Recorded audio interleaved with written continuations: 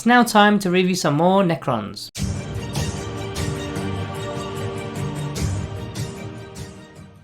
Hello and welcome back to the channel. Continuing on with our Necron reviews with the Forgeworld models. This time we're looking at the Gauss Pylon. Today's shout out is going to be going to 2308 MCK for their comment relating to the Canoptic Tombstalker. So the Gauss Pylon, it's one of the Lord of War models. It's coming in at 24 power level or 475 points for the model. Now you will be taking a super heavy auxiliary detachment in order to field this, which costs 3 command points. However, with the new Grand Tournament 2021 book, you actually get 2 command points back for fielding that detachment. So in effect, this will only cost you 1 command point. Also worth a little mention here that super heavy auxiliary detachments do not gain any abilities from your faction. So no dynasty specific buffs such as the Mephric code, for example. You don't get any of that stuff due to the fact that it's a Lord of War model. So let's begin with the keywords of notes that are going to relate to the Gauss Pylon. So we'll have the dynasty keyword, although it won't actually have any effect from the dynasty. However, you'll need this keyword for other abilities with other units, which we'll go over in the unit synergy section of the video. It's an artillery as well as a vehicle, and it has the Titanic keyword, which makes some of our stratagems a little bit more pricier. As for the datasheet, now some of the actual stats are missing because, well, you'll see why in a moment. It's got the ballistic skill value of 3+, strength 6, toughness 8, wounds 30, a leadership 10 and a 3+ save. Now this has a degrading stat line, so when it goes to 15 wounds or less, the ballistic skill value goes to a 4+, then when it goes to 7 or less, it will go to a 5+. So no movement here, so once it is deployed, it is immobile, it's not going to be moving.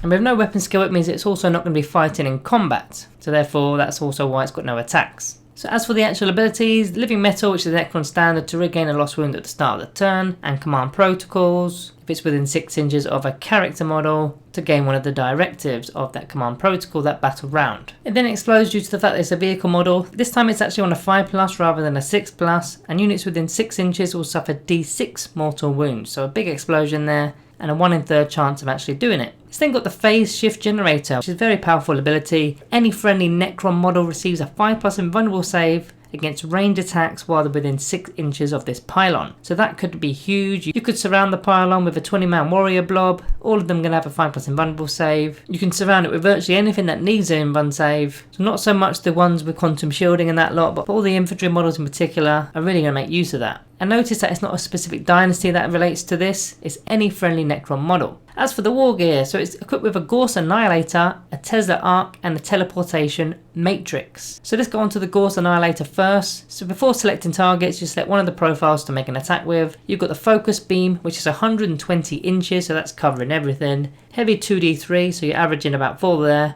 Strength 16, -4 AP, and the damage is D3 +6. It's got the blast ability, which can be good, but I find it a bit more of a hindrance nowadays, especially if this model can't actually fall back with no movement. So once it is tagged, it's in a bit of trouble with that one. And if you're firing against aircraft units, you're going to add 2 to the attacker's hit roll. Now usually aircraft have a -1 to hit penalty because of their hard to hit ability, so this effectively brings it down to a +1 to the hit roll to be hitting on 2s. So a massive strength 16, so you're wounding anything on 2s almost, unless it's toughness 9. -4 AP is virtually everything you need, and the damage being D3 +6, that's an average of 8 damage per shot that gets through. You've got the potential of having 6 shots from this weapon as well, because it's heavy 2d3, so this could be a massive weapon in my opinion. If you don't want to use that Focus Beam, you've got the Flux Arc, which is a 30-inch range rapid fire 6, so within 15 inches it's 12 shots. Strength 6, -2 AP, and the damage is 2. So this is a perfect marine killer. Any other model that's got 2 wounds. Strength 6 means you're wounded on 3s, and -2 AP either puts them on a 5+ save or just removes that save completely. So a very good weapon this one, especially when you've got the choice of having a massive anti-tank weapon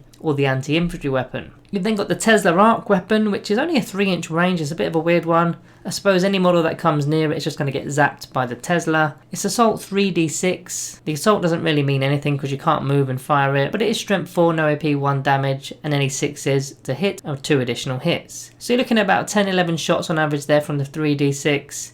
This is more of a light infantry weapon. The great thing about this is if you are tagged in combat with a horde of, say, termagants for example, as this is a vehicle model, you can be firing into combat and removing a lot of gaunts. It's then got the Teleportation Matrix, which I'm not quite sure why this is in the Wargear section. It's effectively just Dimensional Translocation, which is the Deep Strike ability. So on turn 2 onwards, you can bring it in anywhere on the battlefield more than 9 inches away from enemy models. So ideally you want this coming in at the centre of the battlefield so that it can be given those in-run saves to anything that's coming near it within 6 inches with that phase shifter generator. And obviously the centre of the board will be a key area of the battle. So it's not got any Wargear upgrades, so let's move straight into the Stratagems. It's got a Stellar Alignment Protocol, which is going to cost 2 command points due to the fact it's got the Titanic keyword. And if you spend those 2 CP, it's going to effectively mean you're going to be your top bracket for your profile. So even if it is bracketed due to damage, you'll still be using your best ballistic skill value of a 3+, which you definitely want to be doing if you're using strength 16 weapons. It's then got disintegrating capacitors for 1 command point. With your Gauss weapons, any unmodified hit rolls of a 6 will automatically wound. Again, with that Gauss Annihilator, especially with the Flux Arc option, because you could have 12 shots there. But realistically, that means on average only 2 6s, so it's probably not really worth it in my opinion. You then got the Malevolent Arcing for 1 command point used on your Tesla weapon.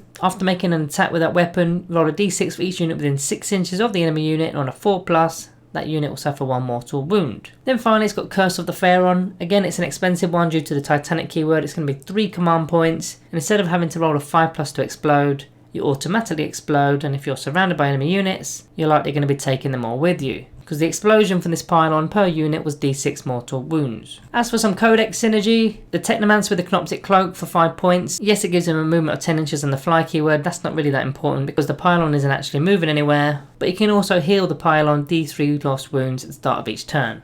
Now it has already got 30 to begin with, but it's probably going to be targeted very early on. Your opponent isn't going to want to ignore a strength 16 weapon. And likewise, you can do the same with a Canoptic Spider with a Fabrication Claw Array for 5 points. You can be healing vehicle models d3 lost wounds, so very similar to the Technomancer. The Chronomancer can give a 5+ invulnerable save. Now, with that phase shift generator, it's not going to be able to be used on the actual pylon itself because it's not an aura ability. It only says friendly models within 6 inches, so it won't work on the pylon. So a Chronomancer could be used to put an invuln save on it. Obviously the actual reroll to the charge roll has no effect whatsoever, but if you did want to have that invuln save for melee attacks, you can do so with that. Then finally the Triarch Stalker with the targeting relay, just to reroll the hit rolls of a 1. So on to the summary for the Gauss Pylon. Starting with the good, 30 wounds at toughness 8, that's a mega tank in my opinion. That's going to be a really tough nut to get through. It's got the focus beam which is crazy good, strength 16, and the damage is just ludicrous in my opinion, doing an average of 8 damage per shot that goes through. And you could really get lucky with the amount of shots, potentially getting 6. It's got the option to deep strike, which I definitely would be doing if I was to play this model. You don't want this in your own deployment zone because it can't move. Yes, the 120-inch range weapon will reach everywhere. That invuln save is the key ability. Maybe you are just staying back in your own deployment and casting it up, which is fine. Do that from turn 1. But if you want to be a bit more expansive, up the board, bring this thing in and be sharing out the invuln save. So as for the bad, it's a Forgeworld model, so they're not always accepted in some tournaments.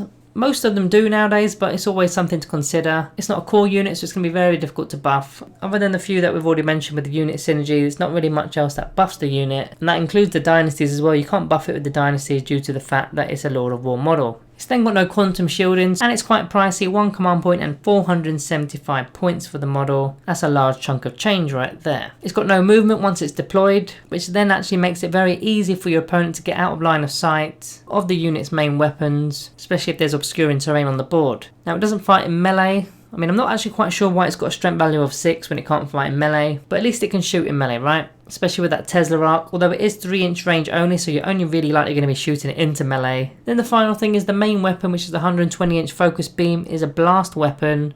So if you are tagged in combat, you're simply not using it, but at the same time, if you are tagged in combat, you can just use the flux arc with the rapid fire, getting 12 shots at strength 6. Should hopefully clear whatever's trying to fight you in combat. So on to the rating today. I think it is a solid model, to be fair. The only slight issue I've got is whether it's better than a monolith or not. I'm not convinced it is, even though it's got some really powerful abilities. But that blast keyword in particular really lets it down. Now I am torn on this one, but I'm going to go with a Planet 40k rating of 2.5 star.